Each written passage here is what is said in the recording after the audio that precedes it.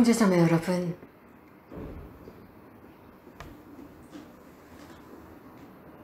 현대 정치, 비즈니스, 관광 등등지에서는 많은 통계들이 있습니다.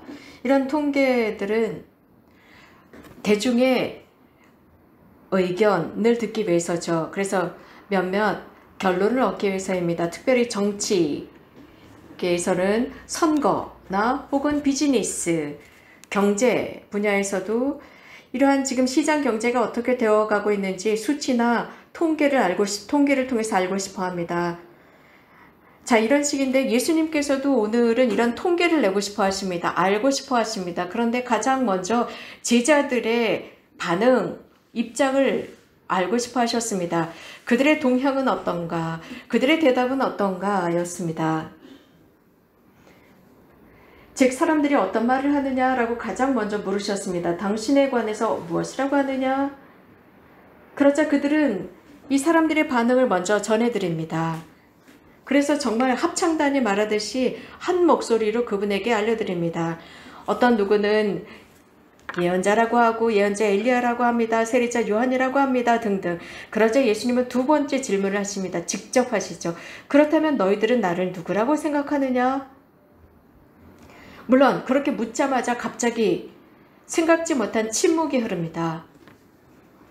그들은 갑자기 이런 질문을 받고 당황했을 수도 있습니다. 이 두 번째 질문에 대한 답을 하기는 그들도 쉽지가 않았습니다.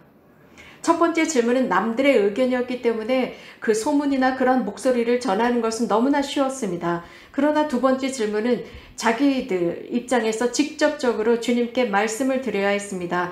내면적으로 그분에 관해서 느꼈던 것을 말씀을 드려야 했습니다. 마음에서 느끼는 예수님은 누구인가? 라는 답을 드려야 했습니다. 그 자리에 있었던 모든 제자들 중에서 유일하게 답을 한 것은 바르노의 시몬 베드로였습니다. 당신은 살아계신 하느님의 아들이십니다.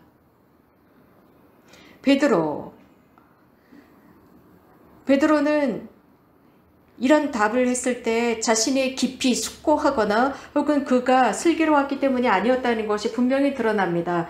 시몬 바르요나야, 너는 행복하다. 살과 피가 아니라 하늘에 계신 내 아버지께서 그것을 너에게 알려주셨다라고 하셨습니다. 아주 흥미로운 것은 이 시몬 베드로의 대답을 들으신 뒤에 예수님께서 하신 말씀입니다. 베드로야, 내가 너를 잘 알고 있다.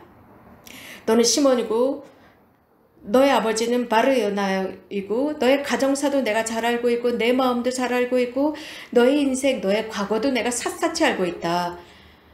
시몬아, 나는 너의 죄도 알고 있고 너의 나약함과 너의 한계도 알고 있다. 그럼에도 불구하고 나는 너의 미래도 알고 있다. 라는 말씀입니다. 시몬아, 이제부터 너는 베드로가 될 것이다. 네가 무엇이 될 것인지 나는 알고 있다. 예수님은 이렇게 우리들의 과거도 알고 계시고 우리들의 상처나 죄나 우리들의 한계와 나약함도 알고 계십니다. 바로 이런 예수님께서 그런 우리들이 무엇을 할 수 있고 어떤 사람이 될 수 있는지 알고 계십니다. 우리들이 나약하고 우리들이 어떤 한계를 지녔음에도 불구하고 우리가 앞으로 무엇을 해야 할지 그분은 알고 계십니다. 죄를 지었고 자꾸 넘어집니다. 그러나 하나님께서 우리들을 완전하게 만드시지는 않았습니다. 그렇기 때문에 예수님께서는 그 제자들에게 하늘에 계신 아버지께서 완전하신 것처럼 너희들도 완전해지라고 요구하셨습니다. 그래서 그들에게 생각할 여유를 주셨습니다. 그들이 예수님을 따르기 시작했을 때 그들은 굉장히 기뻐했습니다. 어려운 순간도 있었고 고난도 있었고 어려움도 있었고 피곤했습니다. 또 예수님도 그들의 마음을 바꾸고 그들의 관점을 바꿔놓기 위해서 또 그들의 사고방식을 바꿔놓고 인생의 스타일을 바꿔놓기 위해서 예수님도 굉장히 무던히 애를 쓰셨고 힘드셨습니다. 그래서 그들을 영적으로 발전시키고 진보시키기 위한 그분의 어려움이었습니다. 그들이 나약한 것을 참고 이겨나가면서 그들을 앞으로 이끌어야 했습니다. 서로 각자 다른 답을 하는 그 제자들을 가르치셔야 했던 그분의 어려움이 있었습니다. 예수님의 그 모습 그대로를 안다는 것. 자, 형제자매 여러분, 우리가 어떤 우리들 사이에 설문지를 돌리고 통계를 내본다면 내가 누구라고 생각합니까? 라는 설문지를 돌린다면 다양한 답이 나오겠죠. 다양한 답이 나올 것입니다. 나와는 상관없는 답도 나올 것입니다. 우리 인생에서 우리도 우리들의 나이에 따라서 달라집니다. 나이에 따라서 다른 답을 드릴 수 있습니다. 예수님이 누구신가? 라고 했을 때 우리가 어릴 때 예수님이 누구신가?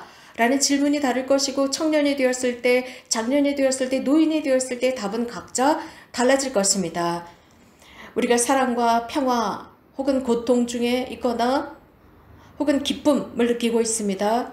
그럴 때마다 그 답은 또 달라질 수 있습니다. 여러 가지 다양한 답이 나올 수 있고 또 여러 다양한 그리스도교 공동체들도 예수님의 정체에 관한 다양한 답을 할 수 있습니다. 과연 예수님은 누구신가? 이러한 질문 앞에서 현대 도전이라고 할 수 있습니다. 이러한 질문에 대한 답은 우리들의 마음만이 할 수 있습니다. 여러 다양한 사람들이 있습니다. 역사 속에서 다양한 사람들이 다양한 형식으로 이 질문에 대한 답을 했습니다. 여러 소설이나 영화나 문학 작품에서 그랬고 지금도 그렇습니다. 지금도 예수님에 대한 다양한 의견들이 존재합니다. 현대를 살고 있는 우리들도 그렇습니다. 오늘 이 자리에 초대받은 우리들도 각자 개인적으로 이 질문에 대한 답을 해야 합니다. 이 답은 우리들의 영원한 삶과 우리들의 미래와 우리들의 운명에 달려있기 때문입니다. 이러한 질문에 대한 답은 우리들의 삶의 의미와도 관계가 있습니다. 도스토옙스키는 대단한 인간이었죠. 그는 대단한 신앙인으로 살아가기도 했습니다. 그는 이런 말을 했습니다. 내가 믿는 것은 내가 이 세상을 살면서 가장 완전하고 가장 아름답고 가장 최고인 예수 그리스도를 만난 것이다. 누군가 나에게 진리를 말한다면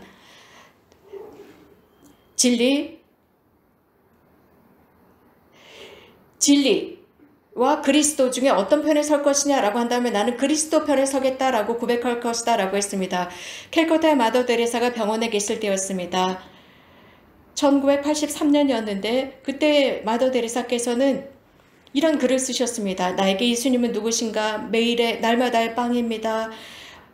말씀이 육이 되신 분이시고 십자가에 나를 위해서 희생당하셨고 나의 구원과 우리들의 구원을 위해서 십자가에서 희생당하신 바로 그분이 예수님이십니다. 아픈 사람들을 방문하고 감옥에 있는 이들을 방문하고 바로 그분이 예수님이십니다. 거린에게는 미소가 필요합니다. 그것이 바로 예수님이십니다. 낡은 옷을 입고 헐벗은 분, 그분이 바로 예수님이십니다. 비천한 분, 바로 그분이 예수님이십니다. 도와줘야 할 분입니다. 가장 작은 사람이 되셨습니다. 그렇기 때문에 가장 작은 사람에게 해준 그것이 나에게 해준 것이라고 말씀하신 것입니다. 바로 그런 예수님이 어떤 허상, 어떤 다른 세계에 있는 것이 아닙니다. 구름 위에 있는 것이 아니라 바로 우리들의 이웃 안에 그 예수님은 계십니다. 이것이 바로 우리들의 테스트입니다. 우리들의 이웃과의 관계, 그것은 바로 예수 그리스도의 관계입니다. 형제자매 여러분, 우리는 초대받았습니다. 이 질문에 답하도록 초대받은 것이죠. 우리가 배운 대로, 신학에서 배운 대로 어떤 규격화된 답을 하는 것이 아니라 내 마음에서 우러나오는 답을 드리는 것입니다. 우리들의 삶을 통한 대답이어야 합니다.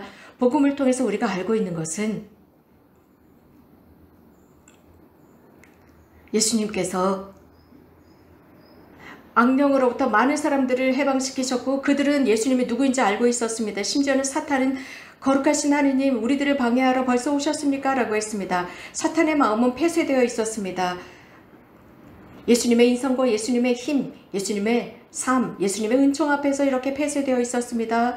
복음을 통해서 우리가 알게 된 것은 제자들 자체도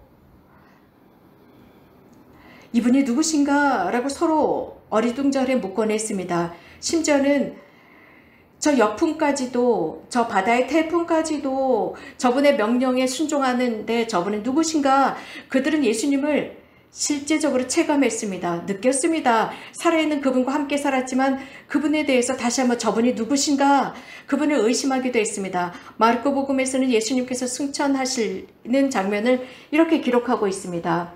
예수님께서 하늘로 오르셨을 때 구름 위에 쌓여 계셨습니다. 거기에서 이런 목소리가 거기에 이렇게 기록되어 있습니다. 그 중에 몇몇은 의심하고 있었다. 그들은 바로 사도들이었습니다. 우리는 이런 질문을 할 수 있습니다. 어떻게 사도들이 예수님과 함께 살았던 그 사람들이 예수님의 부활의 증인인 그들이 자신들의 삶으로 그분을 직접 체험한 그 사람들이 어떻게 예수님께서 승천하시는 그 순간 의심할 수 있을까? 그들이 더 이상 의심하지 않게 된 그 순간부터 성령께서 그들을 위해 내리셨습니다. 그들은 기도하면서 동정 마리아와 함께 모여 있었습니다.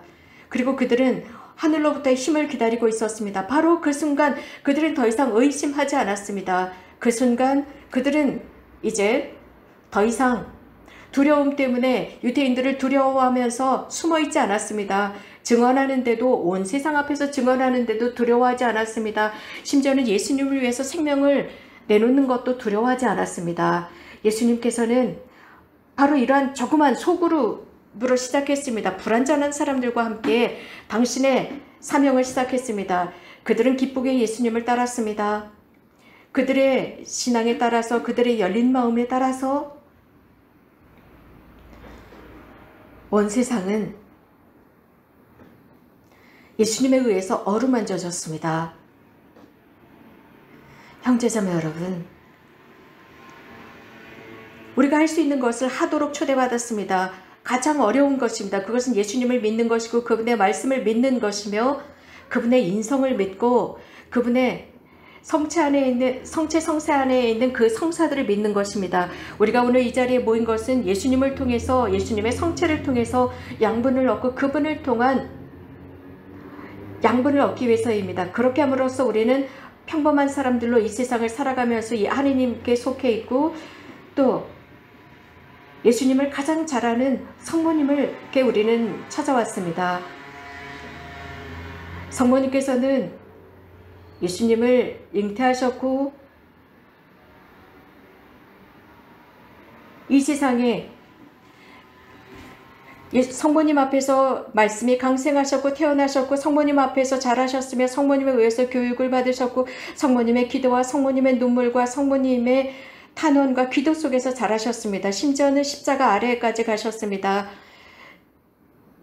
그리고 신앙의 어머니가 되셨을 때 모든 이들은 다 도망쳤지만 성모님만이 희망하고 계셨습니다. 그렇기 때문에 그분은 복되시고 복되신 이유는 그분은 믿으셨기 때문이고 그분은 어머니로서 변호자이시고 여왕이시고 자비의 어머니이십니다. 어머니, 성모님은 지속적으로 이 세상 끝날까지 계속 당신의 자녀들을 새롭게 태어나게 하십니다. 그래서 하느님께서 어머니에게 그 모성의 마음을 주신 그분께서 계속 자녀들을 탄생시킬 수 있도록 기도합시다. 특히 어머니께서 우리 모두가 예수님을 만날 수 있도록 해주십사 기도합시다. 아기 예수님께서 신생아로 성모님의 품에 안기신 것처럼 우리들 모두가 이렇게 성모님께 다가갔을 때 우리들이 원할 때 또 우리들이 책임을 가지고 노력할 때 성모님께 청하면서 그렇게 해주십사 청합시다. 성모님께서 이곳에서 발현하신 이유는 강요하기 위해서가 아닙니다. 우리들의 자유로운 의지를 기다리고 계십니다. 또한 우리가 자유롭게 우리들의 손만을 드리는 것이 아니라 우리들의 인생과 우리들의 마음을 드리기를 기다리십니다. 형제자매 여러분, 예수님은 우리들의 삶의 의미의 대답입니다. 우리들의 고통의 의미에 대한 대답이며 우리들의 기도와 눈물에 대한 대답입니다. 예수님은 모든 것에 대한 의미입니다. 그분이 계실 때 그분이 생명이시기에 모든 것은 의미가 있습니다. 이유는 그분께서 승리하셨기 때문입니다. 우리는 이길 수 없는 것, 사탄, 죽음, 죄를 이길 수 없지만 그분만이 이 세상에 하느님으로 이 세상에 오셨고 그분은 하느님이시고 그분 외에 어떤 누구도 우리를 구할 수도 없고 승리할 수도 없습니다. 그분의 이름 예수 그리스도의 이름만이 우리들을 구할 수 있습니다. 아멘.